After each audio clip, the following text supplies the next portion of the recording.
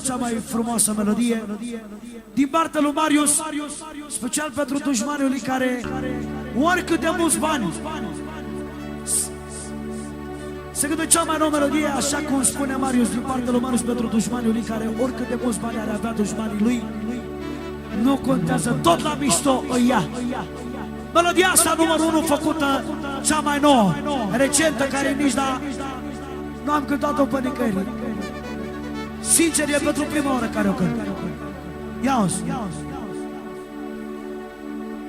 Poți să fii un miliardar sau un euro milionar, poți să ai colire steriline, că tot fac mișto de tine.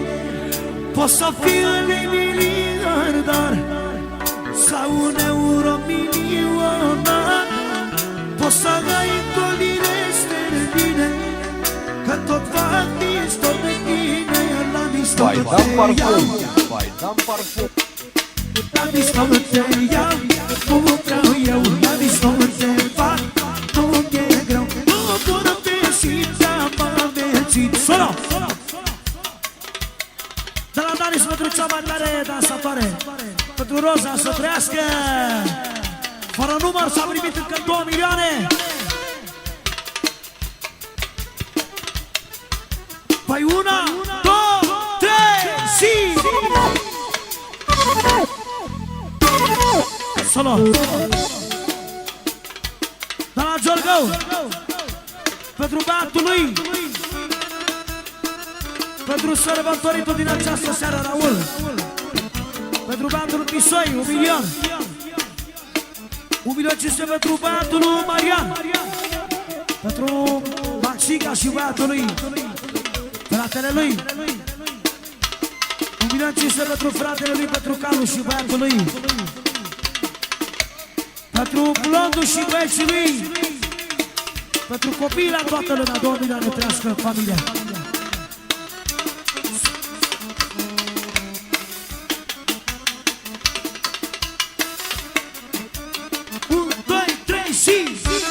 Vai da parfum, vai da parfum.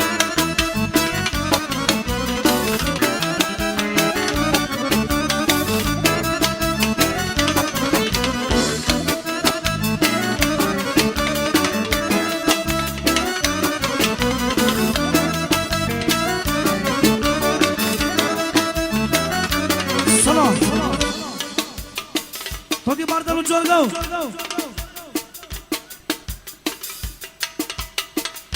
În continuare pentru fratele lui Marius, cea mai mare dulceață de băiat. Încă 500. Pentru Max, Calu, Blondu, toată lumea prezentă, să aibă noroc și fericire. Dă cu sistemul din Alcana, hai! Hai, ele, ele, ele,